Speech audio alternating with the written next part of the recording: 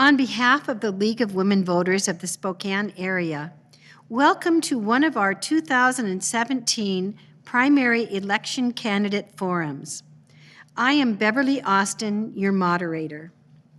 Election day for the 2017 primary is August 1st, 2017. Since this is a top two primary in which the two highest vote getters will advance to the general election in November, our forums will consist of races where there are more than two candidates. We hope this opportunity to learn about the candidates will help voters make an informed decision when marking their ballots. Now, before we proceed, a reminder about voting in the primary. You must be registered to vote in order to vote. You can register by mail or online by July 3rd, 2017, up to 29 days prior to Election Day. You can register in person up to July 24th, 2017, 8 days prior to Election Day at the Spokane County Elections Office, 1033 West Gardner Avenue. Registered voters will receive their mail-in ballots about 3 weeks prior to Election Day. Ballots must be postmarked or deposited in conveniently located ballot boxes no later than 8 p.m. on Election Day, August 1st, 2017. Ballots can be dropped off on Election Day at one of the voter services centers. For locations of ballot boxes or voter service centers or information about accessible voting units or other questions about casting your ballot, contact the Spokane County Elections Office, 477-2320, or go to www.spokanecounty.org/elections. Contact information for candidates as well as a voter's guide can also be found on the website of the Spokane County Elections Office. Additional information about the candidates can be found on the League of Women Voters online voter guide, www.vote411.org.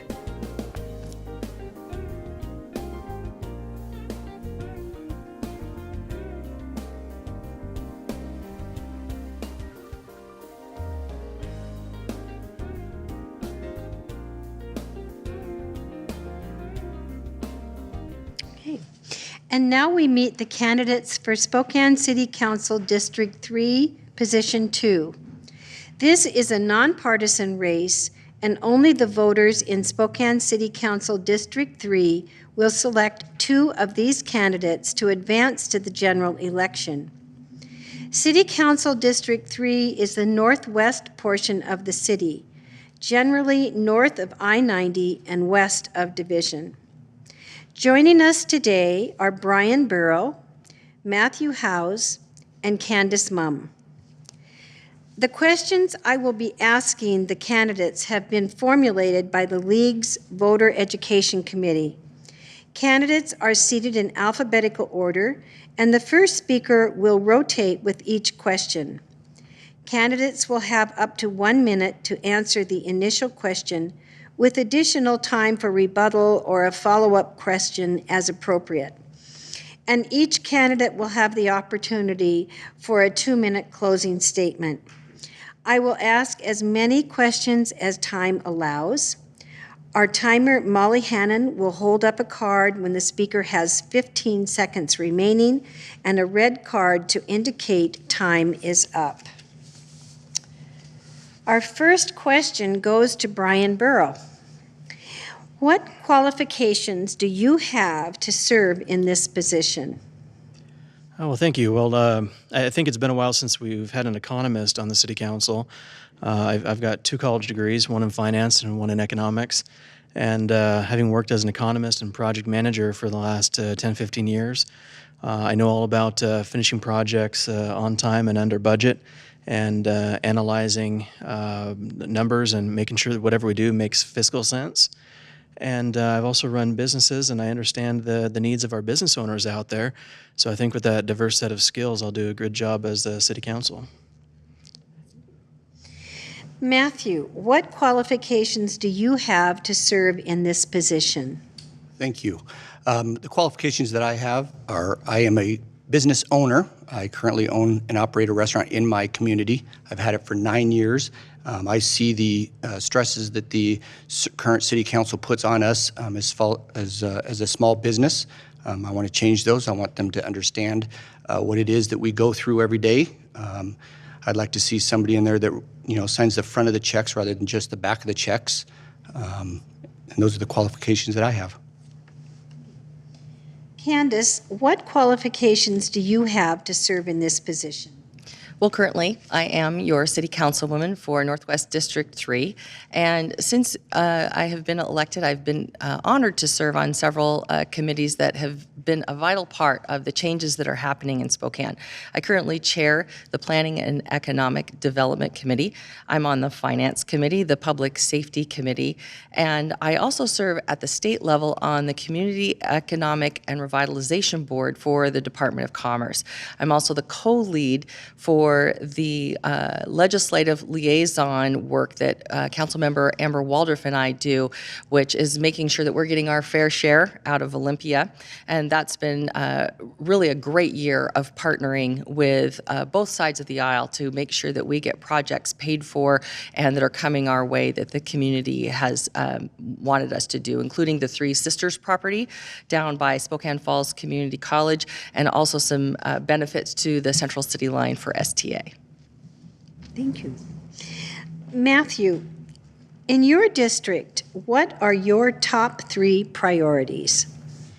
In our district, I think that we need to focus on road repairs. I lived in Spokane now for 42 years, and I don't think that I've seen the roads as bad as they are. Property crime out in the Indian Trail area has gotten so bad that whenever you call for help, there's no help that comes out there. We've got the Excelsior community that's out there as well. I want to work with the police and Excelsior and try to figure out how we can resolve some of the crimes. And the marijuana advertising. I think that the city council has neglected to do anything about that, and I'd like to work on figuring out how we can stop the advertising and put it on the same playing field as cigarette advertising. Candace, in your district, what are your top 3 priorities? Well, they're very similar to the priorities that I had 4 years ago, but we've made a lot of improvements. The one that's risen to the top lately is police staffing. We just learned this week that we are so far behind in really making sure we're maximizing our police force, not just in how we do our shift assignments, but also something that the council has been asking the administration for a long time, which is to add more police. We have a situation where we're so short-handed that officers are having to go from Latah Valley into the 5 Mile area because we have to go completely across beats because we're so short. We've known this for a while, and it's going to take a lot of work hand in hand with the mayor and with his staff and with the police chief to come up with solutions to really prioritize spending the money necessary to make sure that crime is taken care of. Also, we need walkable neighborhoods and improving our business centers.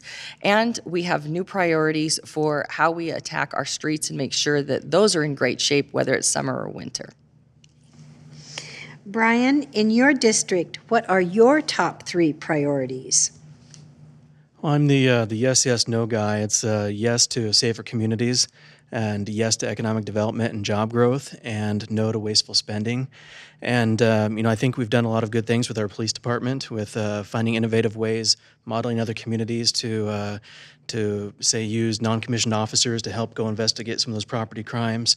But on our economic development, I think we could do a lot better. I've met with a number of businesses as I've traveled the state and the world who just don't see Spokane, Washington as their first choice. And I'm very passionate about our community, and I want to build jobs here. And I'd like to turn that around. And I think there's a lot of room for improvement there. And no to wasteful spending. What I mean there is we spend an awful lot of time on side projects that don't necessarily fit the core role of our city council. And I think we can streamline our efforts and focus on things like improving our roads, and focus on our efforts like improving our police department, and of course, expanding our current businesses and providing entrepreneurial activities that is closer to that core responsibility of a city council instead of things like elephant hooks. Candace, is the current city budget aligned with your priorities for the city? Please explain. It's getting there. We've been working every year. We are collaborating more and more, and I would have to say this year it's better than ever. We have a situation where we finally have a very healthy budget. We have a balanced budget. Our reserves are looking good, but we can also see the problems coming ahead because we are a growing city. And I just mentioned police. We have about a $5 million budget gap, if you listen to the consultant, every year that we're going to need to make up in terms of police. I've actually been working on looking at how we allocate overtime. We put this in a letter to the mayor when it comes to budget negotiations with the police department, and that has a direct effect on the entire budget. About half our budget is spent on police and fire, and it should. But we also need to make sure that our firefighters have adequate equipment. We have some places in the community that have response times that are a little embarrassing, sometimes 8 to 10 minutes for fire. And police can take a long time if you don't have a very emergent call. So I think our budget priorities are headed in the right direction, but I'd like to see a little more emphasis on that long-term staffing and long-term investment in equipment for our public safety officials. Brian, is the current city budget aligned with your priorities for the city? Please explain. I saw the 2017 budget proposed by City Council, and with public safety being number one. So I agree there that we really need to look after our first responders. My brother-in-law was a firefighter. 2013. Unfortunately, he passed away of cancer, and whether it's faulty safety equipment or not enough staff out there and having to decide, do we hold the hose or do we run in and save somebody? I think there's room for improvement there. And again, the efforts in economic development, I think we really do our best as leaders in the community to decide where the money is allocated, but I think that there's quite a bit of room to improve there. I just think that we've been spending some money on things that are not creating jobs and are actually making it harder for business owners such as Matthew to operate. And I think our city council could prioritize better and really take a look at the needs of our small businesses as they spend money and make these decisions. And I'll just leave it at that. Good job. Room for improvement. Okay, Matthew, is the current city budget aligned with your priorities for the city? Please explain. As a citizen of the Northwest Spokane for so long, I think that we have a lot of work to do. I'm glad to see that we are putting more money and resources into our firefighters and hopefully more into the police officers, because I really strongly feel that that's an area that we need definitely more work in. I feel that we need more work as far as the road conditions. Right now, again, like I said, our road repair is awful. It is the end of June, and we still have gravel on the roads. We still have lots of potholes. Things are not getting done. And people are in my area are completely frustrated with it. I think that we need to prioritize, instead of doing these pet projects such as, Monroe Street project and roundabouts on Woodside and all these new fancy things that everybody wants to have brought in. Right now, I don't think that that's in the budget to do that. I would rather see those resources put into things that people actually want and can use, which is police officers, road repairs, and firefighters. Thank you. Brian, what should the city be doing to address homelessness in Spokane? We have quite a bit of a homeless problem. Being the largest city between Seattle and Minneapolis, we're a hub for people coming here for services and for lodging, and we have quite a big homeless problem. I come from the West Central neighborhood, and we have a large concentration of even homeless school students there who, close to 3,000 students here in Spokane are homeless every year. And I think continuing to work with organizations like Catholic Charities and Union Gospel is extremely important. But I think we still have room for improvement with engaging with these folks and helping those who we can help to get back on their feet and get the services that they need, whether it be housing or medical care or sometimes it just takes a little bit of work or training to get people back on their feet. Sometimes it takes some medical care and medicine to get people back on their feet. And I think continuing to engage with that, adding resources there to get our organizations up to what they need is going to be very important. We can't ignore these folks. We can't turn our back on our most vulnerable citizens, and I feel like we can do a better job to help them along and get folks engaging in society and and living a fulfilled life. Matthew, what should the city be doing to address homelessness in Spokane? Yeah, homelessness is definitely a problem that needs to be dealt with. I am very happy with the Spokane or the Charity of Spokane or Catholic Charities of Spokane, the Union Gospel Mission. Again, both of those are great organizations. However, I don't know that the city needs to be in there constantly funding these homeless issues as well.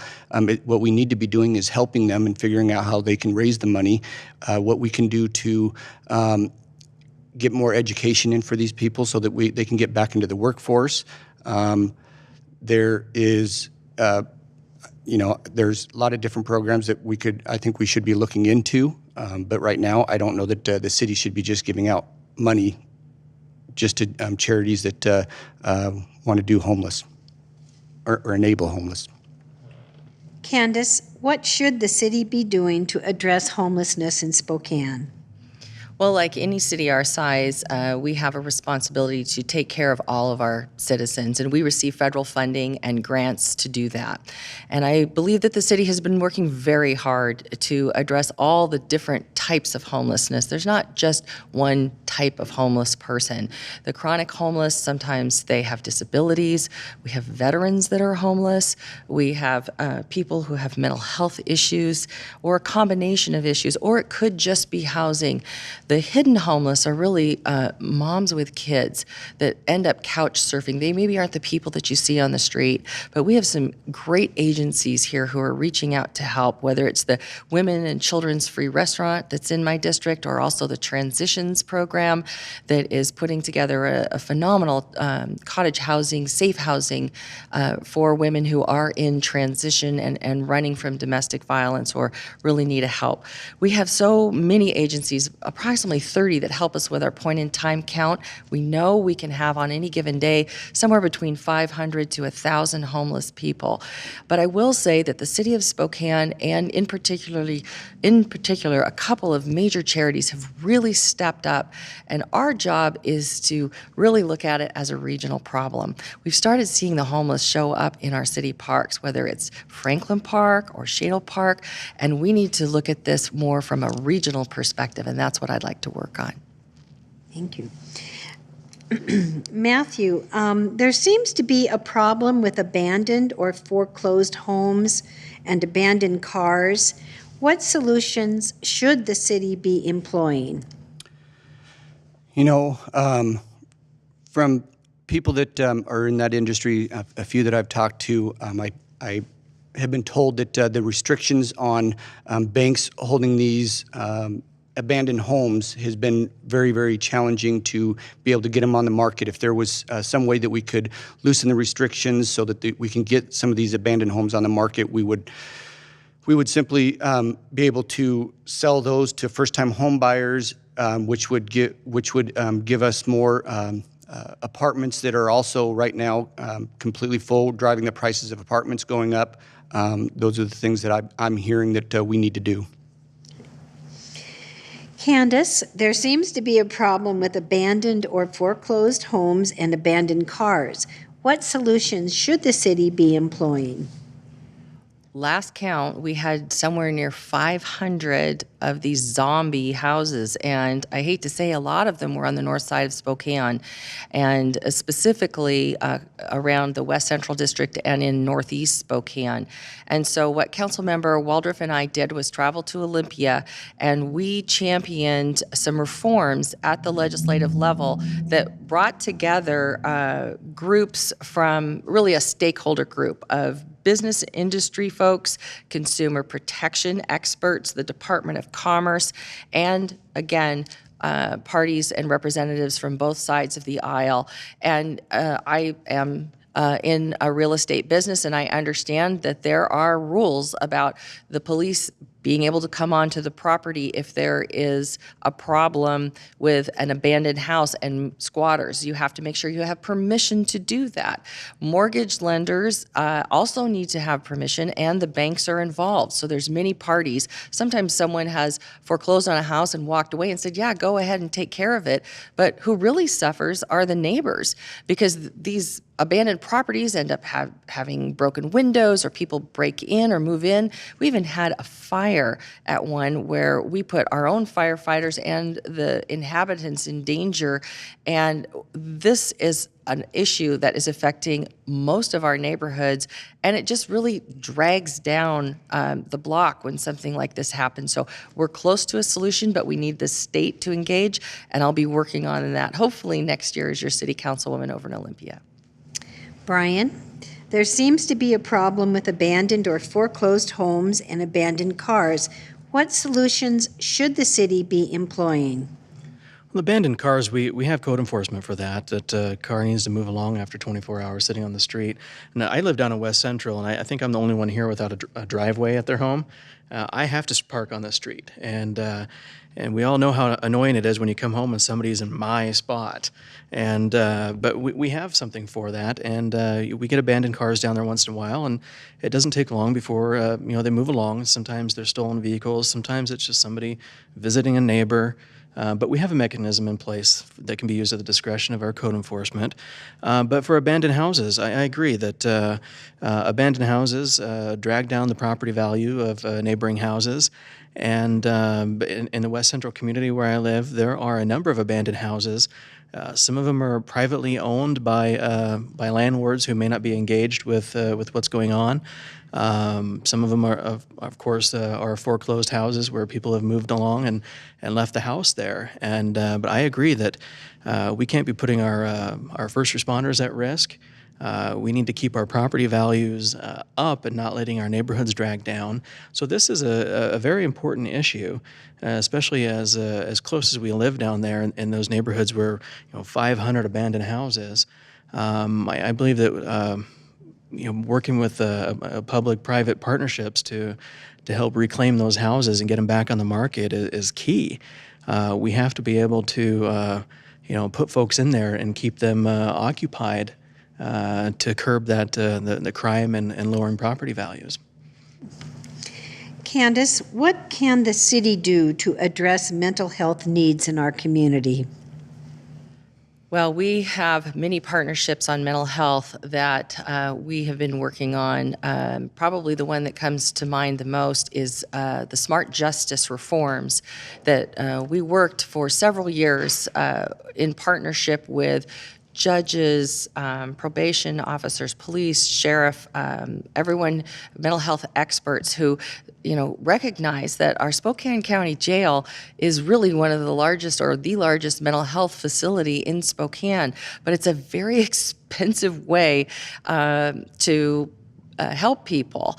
And also when they're facing crimes, it's very difficult to process them and make sure that they get the adequate care that they need. And often it's really not the crime that's the problem for them. They have other issues to address. So we have adopted a community court at the city where maybe people have a smaller crime that they ran into the law with because of mental health issue, and it's more of an agency collaboration where when they come to court, they can work through what their needs are, if they need medication or if they need an evaluation. So I think that is working well, but I also think we need a diversionary unit at the county level, and I have been attending some of those meetings and look forward to continuing to get that online, hopefully soon.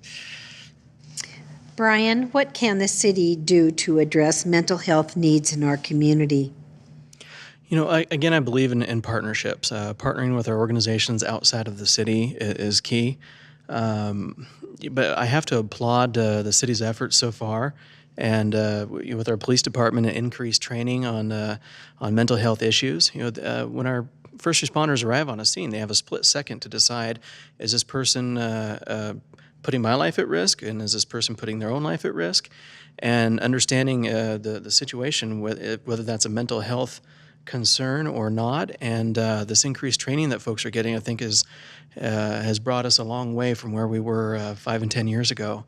And I think to continue to have that awareness and training is critical, because our folks with mental illness, you know, as Candace was saying, our largest treatment center is our jail. And I think if you know, somebody's having a heart attack out on the street, we treat the heart attack. When somebody has a mental health condition, we need to treat the mental health condition and not fill our jail cells up with folks who really just need some treatment. And so I think continued education for ourselves and our legal system is extremely important. And I think again, good job and ongoing improvement. Okay. Matthew, what can the city do to address mental health needs in our community? Well, I think that there's definitely a need that we need to address there as well. I do like the answers that I've heard tonight as far as partnering up with these other organizations. In the mental health, I own a restaurant. I am not exactly as familiar with the mental health as other people that are. What I do offer is that I am willing to listen to the professional people out there that are willing to give me a guidance. I do know that we have a mental health issue, and I just don't have all the right answers that you may be looking for today. Okay. Thank you. And now it's time for your closing statements. So you have 2 minutes to say whatever you would like to say to the voters, and if there are some issues that we didn't cover in our questions, please feel free to mention those. So we're going to start with you, Brian. You have 2 minutes. Well, it's an honor to be up here, honestly, as I've lived in Spokane for over 30 years. I am fourth of 5 generations of people who have lived here in Spokane on the north side, and I love this community, and I love diving in and finding the needs of our businesses and helping them find solutions. I've worked as an economist, as a project manager, as a business consultant, and I love diving in there and getting into the details and helping find workable solutions for our community. And as a city council candidate, I'm able to draw on the experience from helping shape policy, helping train our workers. In my workforce development projects, I won a Governor's Best Practice Award for successfully addressing the needs of job seekers and employers together. And I traveled with the governor's delegation to Europe to help increase our state's aerospace exports. I feel like my experience will bring a lot to the table in areas of workforce development and economic development. And I'll tell you, growing up in West Central is a fun experience. I've got to do police ride-alongs and see firsthand what our law enforcement works with on a daily basis. And I just think that we all have a common goal to keep our communities safe, and we want to grow our jobs and allow opportunities for our current businesses to expand. And working in business, I understand how to sharpen the pencil and help bring our budget back around to make the most out of the money that we have and be good stewards of our taxpayers' dollars. So I'm excited for the next 4 years. Matthew. Thank you. I've lived here in Spokane for 42 years. I was actually originally born in Da Nang, Vietnam. I came over here, escaped the war during the fall of Saigon. All I've ever done in my life is worked very hard. I went to Balboa, Sauk, Shadle. I've lived up in the north central area as well. My whole life that I've been here in the U.S. Graduated with a business degree from Eastern Washington University. Married and two wonderful kids. I feel that I would be good for this position because I know how to run a business. I've owned and operated my own business now for 9 years. I've worked for a lot of other great companies before that. I feel that I listen to the people's needs. Right now, I feel that the citizens are underappreciated. I feel underappreciated for what we do. I believe that if we continue at the rate we're going, we're going to have more increase in taxes, and I'm opposed to increasing in taxes. And projects that the citizens don't want, such as Monroe Street Diet and the roundabouts that we've decided to put up everywhere. So thank you. Candace. Thank you. Well, I'm Candace Mumm, your current City Councilwoman in position 2, serving Spokane's Northwest District. I grew up in North Spokane. I went to Glover and Shadle Park High School, and I learned the value of $1 working hard in my family's restaurants here in Spokane, like Taco Time and Casablanca and Rocking Horse Saloon. But I went on to college, and I had a career as a news reporter and ended up coming back to Spokane as managing editor for KXOY TV. And once my children were grown, I went back to school and got a master's degree in business administration from Gonzaga University, and I currently serve as CEO of a housing company here in Spokane. But I also wanted to make a difference in my community, and I was honored to be appointed by Mayor Talbot to serve on the Spokane Plan Commission, and I served under actually 5 mayors. We had a lot of mayors during that time, and ended up becoming president. And I really got a good sense of the citizens' voice in the comprehensive plan and what citizens were looking for, not just right now, but also in the future.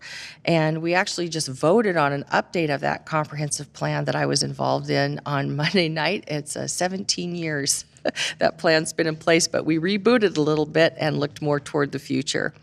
In the last 4 years, we have accomplished a lot. Spokane has a new crosswalk ordinance to help us shop and walk safer, whether it's near schools or business centers or churches or just high traffic areas. We also have improved our hiring practices for women and people of color at the city. I was the co-lead on the Gender and Racial Equity Report, which recommended 22 changes that we could make at the city. And for the first time, we are, in a long time, I think it's been almost 10 years, we hired a new female firefighter recruit, and I think I just heard we hired a couple more, so we're making some inroads there. But we do need to work on more issues, including property crime and some better practices on how and when we build our streets. So I would be honored to have your vote. Please remember Candace Mumm when your ballot arrives. And if you'd like some more information, you can look at my website, candacemumm.com. Thank you. Thank you to the candidates for Spokane City Council District 3, Position 2. Again, they are Brian Burrow, Matthew Howes, and Candace Mumm. This concludes our primary election candidate forum. The League will host a general election forum in late September for the top 2 finishers in these and other contested races in the general election. And in case you joined us after the program began, here is a reminder about voting in the primary. You must be registered in order to vote.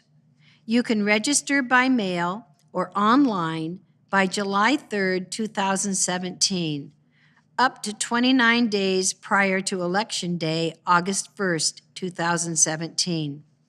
You can register in person up to July 24th, 2017, 8 days prior to Election Day, at the Spokane County Elections Office, 1033 West Gardner Avenue.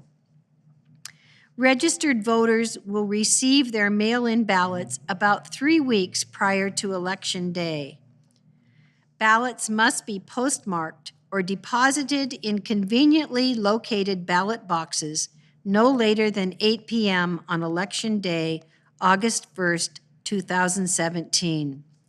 Ballots can be dropped off on Election Day at one of the voter service centers.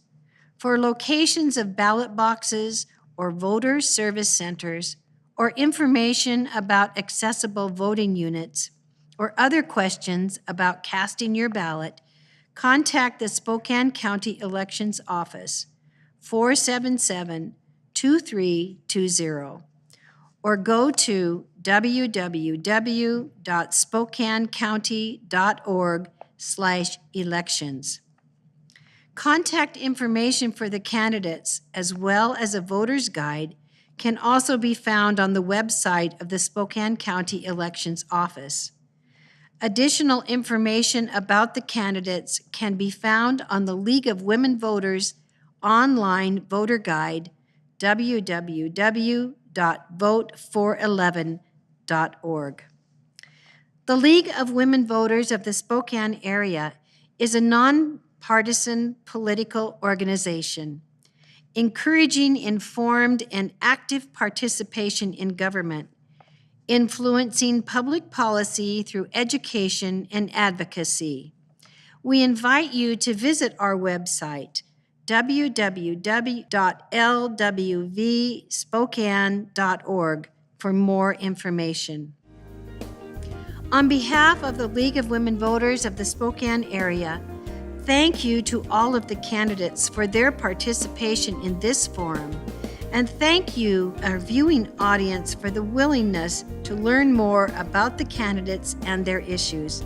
We hope that this forum has helped you in making an informed decision when you cast your ballot by Tuesday, August 1st, 2017. Thank you for joining us.